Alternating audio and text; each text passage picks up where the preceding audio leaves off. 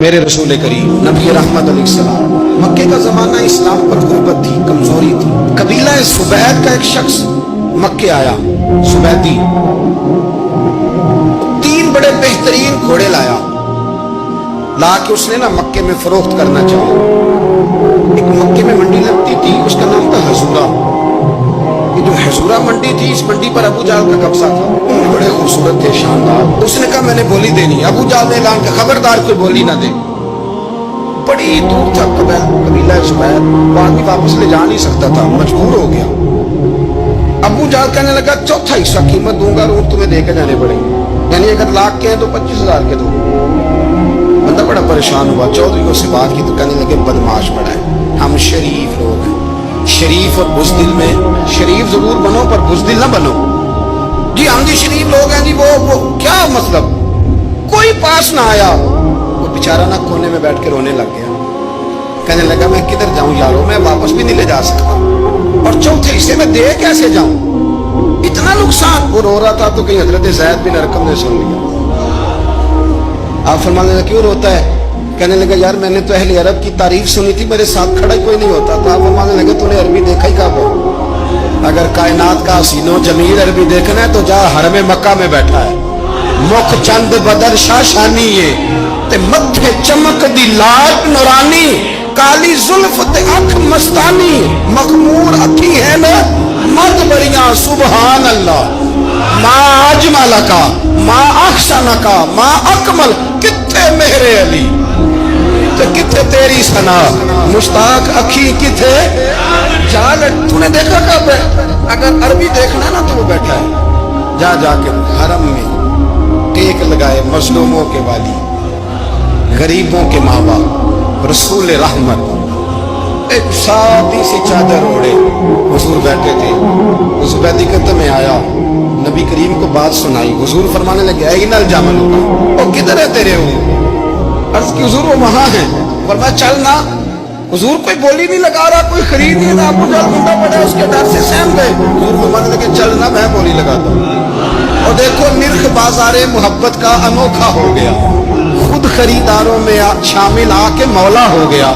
نبی کریم نے حضرت صاحب بن ابی وقاص کو بلایا، حضرت عمر کو، حضرت ابو بکر کو، مدد کے لیے نہیں۔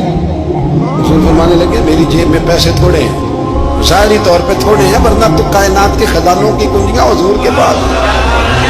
تھوڑے تھوڑے پیسے دو بھی بولی دے رہی ہیں، سب سے پیسے لیے چلو بولی لگانے چلے۔ حضور آئے، اللہ اکبر، یہ میرے رسول کا طریقہ ہے، آؤ ذرا تھوڑی دیر کے لیے سوچیں۔ ابو جہل بیٹھا ہے بڑی مسند پہ، قربان جاؤں مدینے والے ابھی۔ وہ زبیدی کہتا اس کے کپڑے مہنگے تھے، حضور کے سادے تھے، اس نے بڑی پگڑی باندھی تھی، حضور کی سادی تھی۔ کہتے وہ آنکھیں اٹھا کے بات کرتا، مدینے والے نبی آنکھیں جھکا کے بات کرتا۔ وہ بولتا جاتا، حضور تھوڑے تھوڑے سادے سادے ٹھہر ٹھہر کے جملے بولتے۔ کہتے نبی کریم علیہ السلام اس کے ساتھ آ کے حضور بیٹھ گئے اور فرماتے ہیں میرے رسول کریم نے اپنا جبہ سیدھا کیا، پگڑی کو حضور نے سیدھا کیا اور فرمایا چل لگا بھائی بولی۔ ایک اس نے لفظ بولے، پھر حضرت ابو بکر نے بولی دی، پھر حضرت عمر نے دی، پھر سعد بن ابی وقاص نے دی، پھر زید بن ارقم نے دی، پھر رسول کریم نے دی۔ وہ کہتا ہے جتنے میں بیچنا چاہتا تھا نبی پاک نے ڈبل میں میرے اونٹ خریدے، ڈبل میں اونٹ خریدے میرے رسول۔ سلام اس پر کہ جس نے دشمنوں کو بھی کبائیں دی، سلام اس پر کہ جس نے گالیاں سن کر دعائیں دی۔ اور میرے اعلیٰ حضرت کہنے لگے جاؤ جا کے اعلان کر دو غمزدوں کو رضا مجدہ دیجئے کہ ہے بے کسوں کا سہارا ہمارا، بے کسوں کا سہارا، جاؤ غمزدوں کو رضا مجدہ دیجئے کہ ہے بے کسوں کا سہارا۔ رسول کریم صلی اللہ علیہ وسلم نے نا خریدا مال، اور حضور سید عالم وہاں سے نکلے، اور نکلتے وقت حضور فرمانے لگے ابو جہل تیری آج شکایت آئی ہے، آج کے بعد نہ آئے۔ مکہ سارا اس کے ساتھ ہے، حضور کی مخالفت ہو رہی ہے، 40 لوگ ہیں صرف کلمہ پڑھتے، اور دین کا کام دار ارکم میں قید ہو کے کرنا پڑتا ہے۔ لیکن جب ظالم کے خلاف نکلے ہیں تو پھر دار ارکم میں بند ہو کے نہیں، پھر میدان میں نکلے اور فرمایا آج کے بعد تیری شکایت نہ آئے۔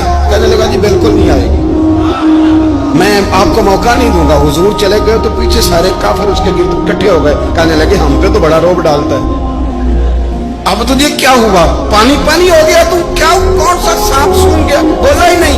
कहने लगा मुझे लातो मनात की कसम, जब मुस्तफा करीम मेरे पास आए तो उनके साथ ऐसी ऐसी ताकतें थी, नेज़े थे, बर्छियां थी, भाले थे, मुझे लगता था मैंने सी की तो मेरे टुकड़े टुकड़े कर दे। कहने लगे जा पागल हो गया, उनके पास तो छड़ी भी कोई नहीं थी, वो तो खाली हाथ है, बकवास करता है, कुछ भी नहीं था। कहने लगा मानो ना मानो, उनके पास बड़ा कुछ था। और अगली बात जो उसने की वो तारीख में महफूज है, वो तारीख का हिस्सा है। अबू जहल कहने लगा उठते ही कि मुझे लगता है जब तक मोहम्मद इब्ने अब्दुल्ला मौजूद है ये हमें जुल्म नहीं करने देंगे।